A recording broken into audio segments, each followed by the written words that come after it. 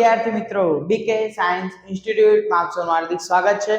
તો બેટા આપણે જે અત્યારે ચેપ્ટર નંબર 14 સંભાવનામાં ચાલી રહ્યું છે, તો એમાં આજે આપણે સ્વાધ્યાય 14.1 માં દાખલા નંબર 11 થી આપણે સ્ટાર્ટ કરીશું, બરાબર। તો દાખલા નંબર 11 આપણને આપેલો છે, ગોપી પોતાના માછલીઘર માટે દુકાનમાંથી માછલી ખરીદે છે। હવે ગોપી નામની એક વ્યક્તિ છે જે પોતાના દુકાન માટે એક માછલી ખરીદવા માટે જાય છે। દુકાનદાર મોટી ટાંકીમાંથી યાદચ્છિક રીતે એક માછલી બહાર કાઢે છે। આ ટાંકીમાં 5 નર માછલી, એટલે કે 5 માછલી કેવી છે? નર છે, અને 8 માછલી કેવી છે? માદા। તો બહાર કાઢેલ માછલી નર હોય તેની સંભાવના શોધો। તો અહીંયા આપણે જે માછલી દુકાનદાર બહાર કાઢે છે એ માછલી કઈ હોય? નર હોય, એટલે કે પુરુષ હોય, મેલ હોય, એની આપણે સંભાવના અહીંયા શોધવાની છે। તો અહીંયા બેટા આપણે પહેલા લખીશું ઘટના એ બરાબર ઘટના એ બહાર કાઢેલ માછલી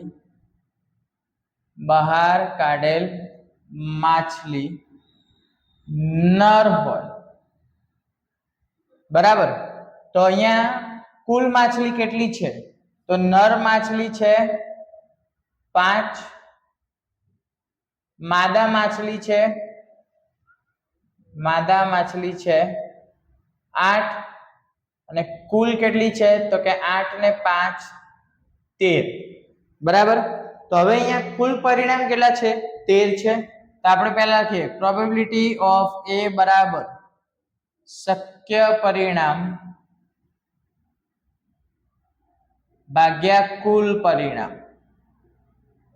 ચલો શક્ય પરિણામ, તો શક્ય પરિણામ બેટા, તો નર માછલી હોય તો નર કેટલી હતી? 5 હતી, તેનો શક્ય પરિણામ 5 અને કુલ પરિણામ 13। તો અહીંયા આપણો જવાબ શું થયો? 5/13। ઓકે, ચલો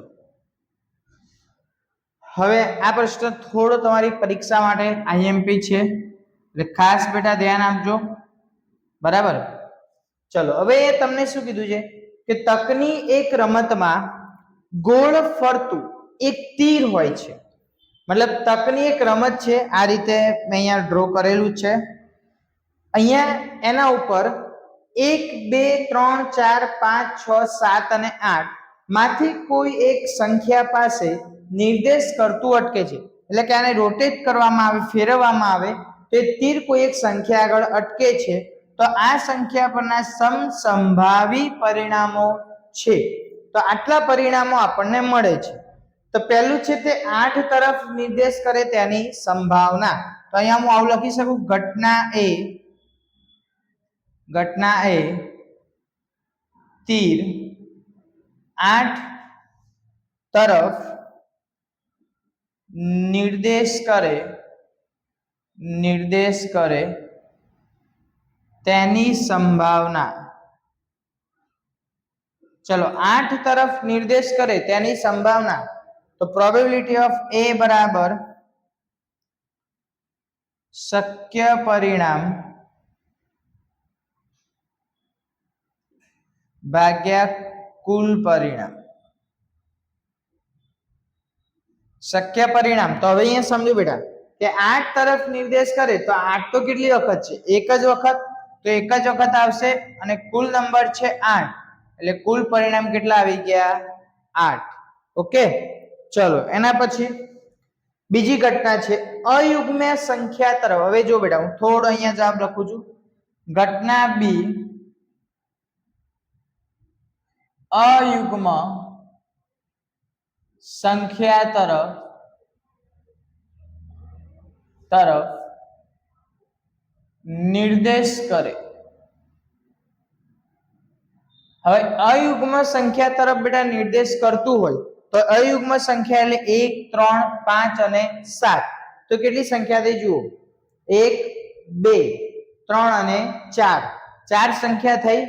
તો અયુગ્મ સંખ્યા તરફ, તો પી ઓફ બી બરાબર શક્ય પરિણામ ભાગ્યા કુલ પરિણામ। શક્ય પરિણામ ભાગ્યા કુલ પરિણામ. તો શક્ય પરિણામ 4, કુલ પરિણામ 8, સોરી 4 દુ 8, એટલે અહીંયા સંભાવના થઈ ગઈ 1/2. Okay, is that clear? ચલો એના પછી 2 કરતા મોટી સંખ્યા તરફ નિર્દેશ કરે. ચલો ઘટના C બરાબર 2 કરતા મોટી સંખ્યા તરફ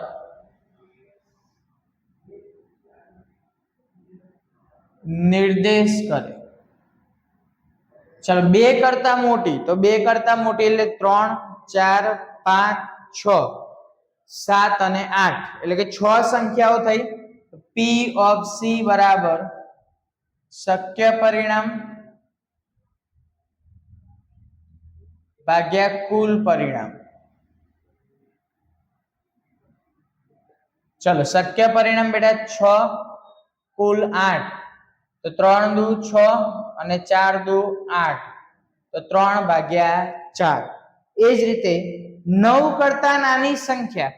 હવે 9 કરતા નાની, તો જુઓ 1 થી 8 છે, તો બધી 9 કરતા કેવી કહેવાય? નાની જ કહેવાય. તો સિમ્પલ ઘટના D બરાબર 9 કરતા નાની સંખ્યા તરફ નિર્દેશ કરે.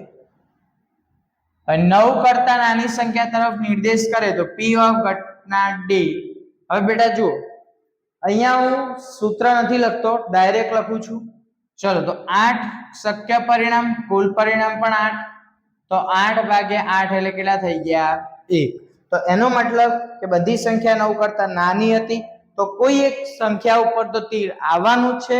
તો એ ઘટના કેવી થઈ ગઈ? ચોક્કસ ઘટના. અને ચોક્કસ ઘટના થઈ જાય તો આપણે જાણીએ છીએ કે એની સંભાવના કેટલી થાય? 1. Okay, number 13. હવે અહીંયા બેટા તમે શું કીધું છે કે પાસાને એકવાર ફેંકવામાં આવે છે તો અવિભાજ્ય સંખ્યા 2 અને 6 વચ્ચેની સંખ્યા અને અયુગ્મ સંખ્યા મળવાની સંભાવના શોધો. હવે બેટા સમજો કે તમે પાસાને એકવાર ફેંકો છો, બરાબર? તો આપણે જાણીએ છીએ કે પાસાને એકવાર ફેંકતા મળતા પરિણામો, તો કયા કયા મળે પરિણામ? તો 1, 2, 3, 4, 5, 6. ઓકે, કયા પરિણામ મળે? 1 થી 6. હવે પહેલું અહીંયા તમને આપ્યું છે અવિભાજ્ય સંખ્યા. ચલો અવિભાજ્ય સંખ્યા કઈ કઈ સમજો. અહીંયા અવિભાજ્ય સંખ્યા, તો અવિભાજ્ય સંખ્યા એટલે જે ભગાતી નથી, વિભાજ્ય નથી મતલબ. તો અવિભાજ્ય સંખ્યા, તો આપણે એક કામ કરીએ, આવી રીતે નહીં લખીએ, આપણે લખીશું ઘટના A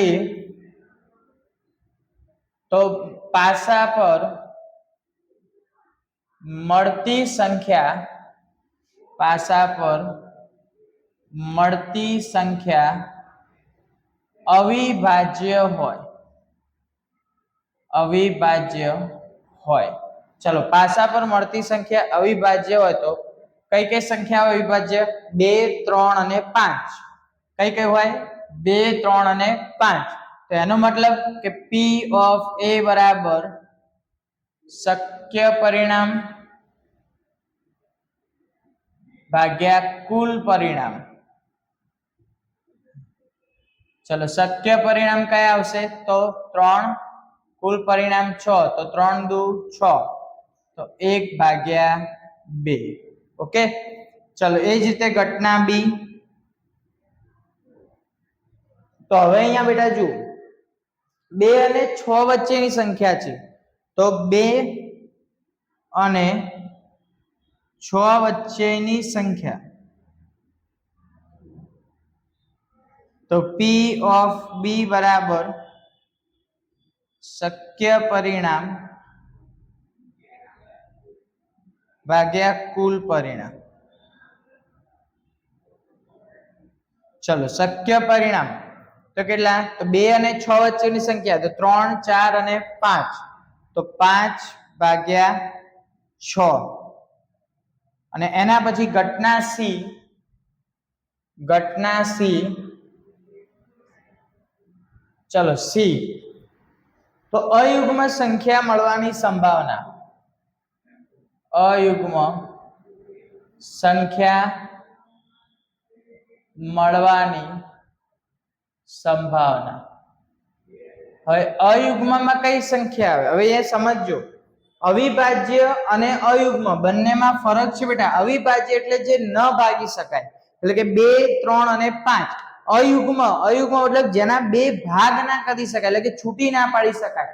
બરાબર, તો એમાં આવશે કઈ સંખ્યા આવશે? 1, 3 અને 5. આ ભૂલ ના થાય, યાદ રાખજો. તો P of C બરાબર શક્ય પરિણામ ભાગ્યા કુલ પરિણામ. ચલો શક્ય પરિણામ કેટલા છે? 3, કુલ પરિણામ 6.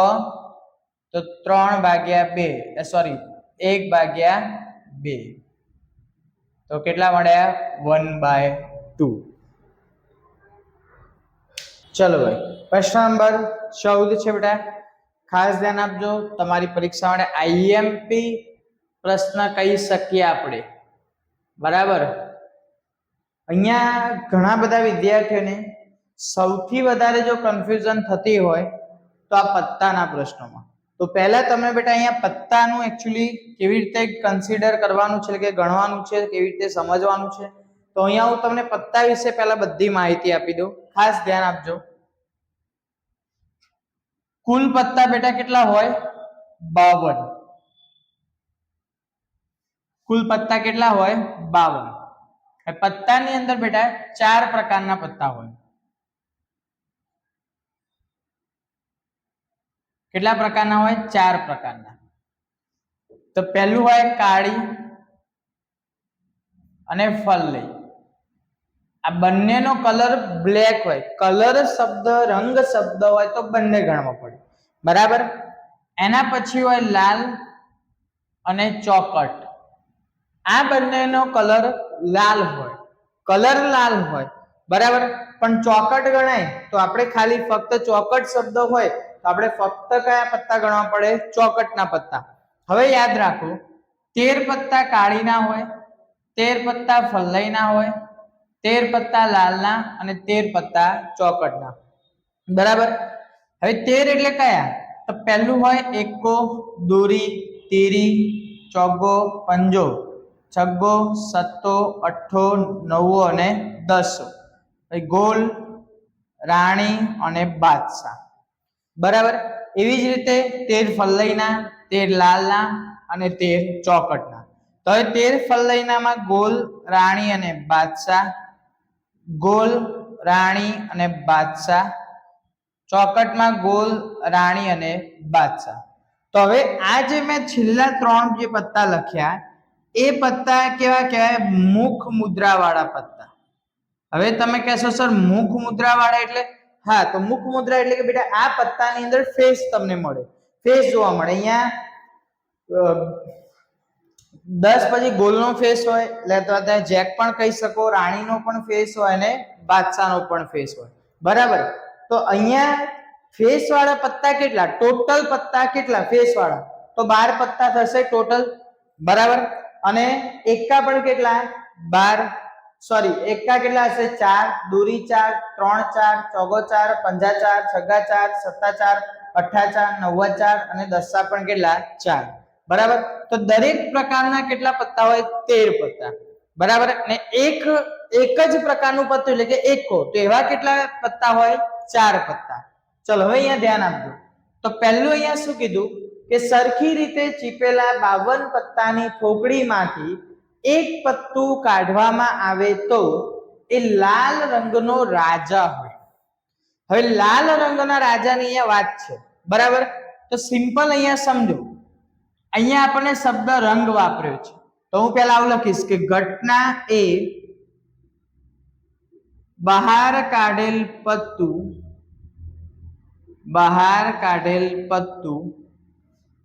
લાલ રંગનો રાજા હોય. કયા રંગનો હોય? લાલ રંગનો રાજા એટલે કે બાદશાહ. બરાબર. તો પી ઓફ એ બરાબર શક્ય પરિણામ ભાગ્યા કુલ પરિણામ. ચલો હવે અહીંયા સમજો ખાસ. હવે શક્ય પરિણામ તો લાલ રંગ શબ્દ વાપર્યો છે.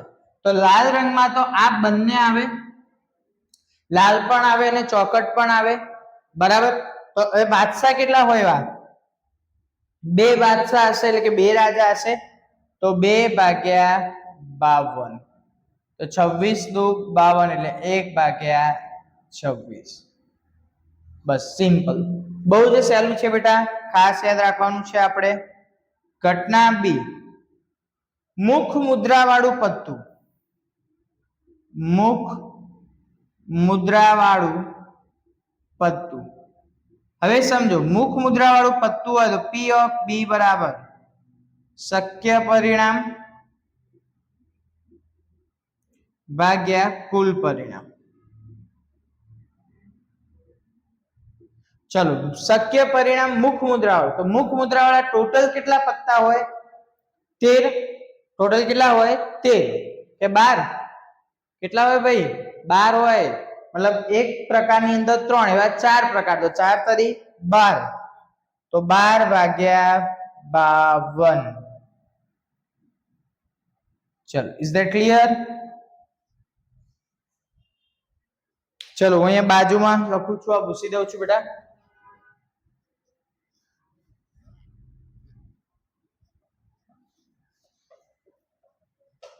ચલો ઘટના સી. તો લાલ રંગનું મુખ મુદ્રા વાળું પત્તું. ચલો હવે અહીંયા વાત થાય છે લાલ રંગની, ફક્ત લાલ રંગની વાત છે. તો ઘટના સી, લાલ રંગનું મુખ મુદ્રા વાળું પત્તું. ચલો હવે લાલ રંગની અહીંયા વાત થાય છે, ધ્યાન આપજો. બરાબર. તો લાલ રંગનું મુખ મુદ્રા વાળું પત્તું હોય તો લાલ રંગનું આપણે મુખ મુદ્રા વાળું પત્તું જોઈએ. તો લાલ રંગમાં બે હોય, એક લાલ પણ હોય અને એક ચોકટ પણ હોય. બરાબર. તો લાલના 3 પત્તા અને ચોકટના 3 પત્તા, એટલે કુલ કેટલા થયા? 6 થયા. તો પી ઓફ સી બરાબર શક્ય પરિણામ ભાગ્યા કુલ પરિણામ. તો 6/52. ચલો ઘટના ડી. હવે અહીંયા જો લાલનો ગુલામ. શાનો ગુલામની વાત છે? લાલનો ગુલામ, નહીં કે રંગ. અહીંયા રંગ શબ્દ વાપર્યો નથી. તો લાલના ગુલામ એક જ હોય બેટા. તો શક્ય પરિણામ ભાગ્યા કુલ પરિણામ. ચલો શક્ય પરિણામ કેટલા? 1. કુલ પરિણામ 52. ચલો ઘટના ઈ. હવે કાળીનું પત્તું.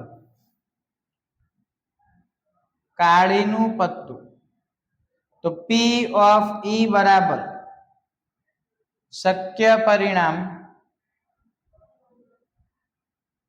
ભાગ્યા કુલ પરિણામ. ચલો શક્ય પરિણામ કેટલા થાય? કાળીનું પત્તું હોય તો કાળીના 13 પત્તા હોય બેટા. રંગ શબ્દ નથી, ખાલી કાળીના પત્તાની વાત છે. તો 13 પત્તા હોય તો 13/52. તો 13 ચોક 52. તો 1/4. ચલો એના પછી ઘટના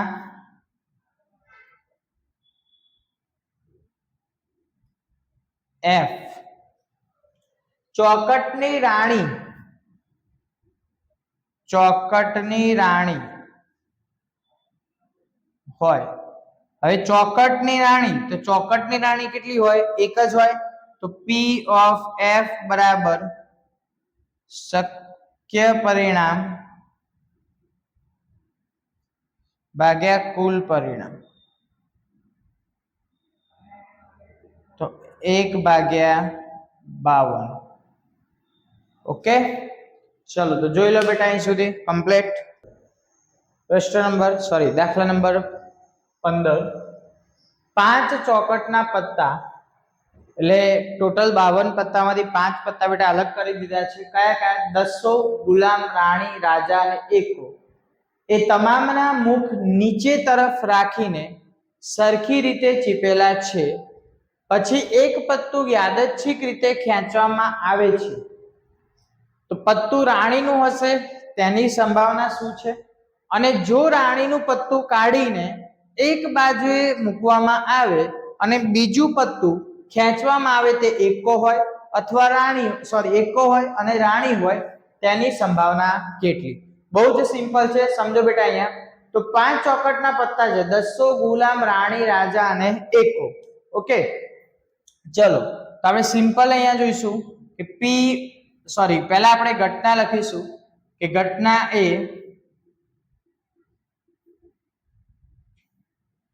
કે ખેંચેલું પત્તું રાણીનું હશે. તો P of A બરાબર શક્ય પરિણામ ભાગ્યા કુલ પરિણામ. ચલો શક્ય પરિણામ કેટલા છે બેટા? તો શક્ય પરિણામ છે ટોટલ કેટલા પત્તા છે? 1 2 3 4 અને 5. એમાંથી એક જ પત્તું ખાલી રાણીનું છે, તો શક્ય પરિણામ 1, કુલ પરિણામ 5. તો આ પહેલાની ઘટના થઈ ગઈ. ચલો હવે બીજી જે ઘટના આપી છે એમના તમને કન્ડિશન બેટા અહીંયા આપેલી છે આપણને. ઘટના બી, તો કન્ડિશન શું છે ખાસ ધ્યાનથી સમજો. જો રાણીનું પત્તું કાઢીને એક બાજુએ મૂકવામાં આવે, હવે 5 પત્તાનો થપ્પી છે, એક પત્તું કાઢીને સાઈડમાં મૂકી દીધું, એ કોનું છે? રાણીનું. તો એકો હોય, હવે એક પત્તું કાઢીને સાઈડમાં મૂકી દીધું, કોનું? રાણીનું. એટલે રાણીનું પત્તું સાઈડમાં કાઢી દીધું, તો સાઈડમાં કાઢી દે તો કુલ પત્તા હતા 5. હવે એક પત્તું તમે સાઈડમાં કાઢી દો તો હવે કુલ પત્તા કેટલા થઈ ગયા? 4 થઈ ગયા. હવે એમાંથી એક પત્તું ખેંચવામાં આવે તો કેવું હોય? એકો. તો અહીંયા આપણે પહેલા લખીએ કે રાણીનું પત્તું કાઢીને સાઈડમાં મૂકવામાં આવે છે. ચલો રાણીનું પત્તું કાઢીને સાઈડમાં મૂકી દીધું. તો ઘટના બી, તો ખેંચેલું પત્તું એકો હોય. શું હોય બેટા? એકો. ચલો તો P of B બરાબર શક્ય પરિણામ છેદમાં કુલ પરિણામ. ચલો શક્ય પરિણામ કેટલા થાય? તો સાઈડમાં જે પત્તું કાઢીને મૂક્યું છે કેવું છે? ખેંચેલું હતું. તો શક્ય પરિણામ થશે બેટા આપણે એકો હોય તો શક્ય પરિણામ 1, કુલ પરિણામ 4. કારણ કે એક પત્તું સાઈડમાં મૂકી દીધું એટલે કુલ કેટલા થઈ ગયા? 4 થઈ ગયા. ચલો ઘટના સી. હવે અહીંયા જુઓ ઘટના સી. તો હવે ઘટના સી શું છે કે ખેંચેલું પત્તું રાણીનું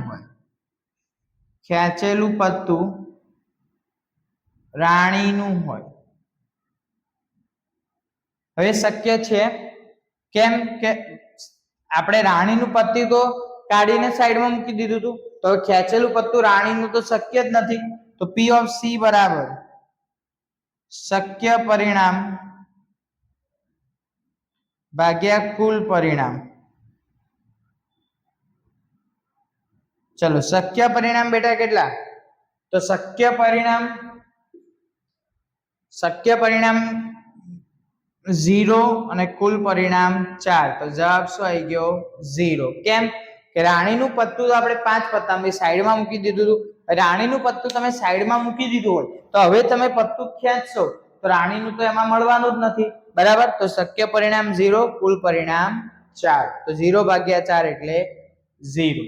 ઓકે, તો આ વિડીયો બેટા આપણે અહીં સુધી રાખીએ છીએ, બરાબર છે.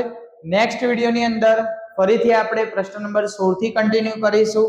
ચેનલ પર નવા હોય, ચેનલને સબસ્ક્રાઇબ ના કરી હોય તો ચોક્કસથી સબસ્ક્રાઇબ કરી દો કે જેથી તમને બધા જ નવા વિડીયોની નોટિફિકેશન મળતી રહે. તો મળીએ છીએ આપણે નવા વિડીયોમાં નવા એક્ઝામ્પલ સાથે. ત્યાં સુધી બધાને બેસ્ટ ઓફ લક.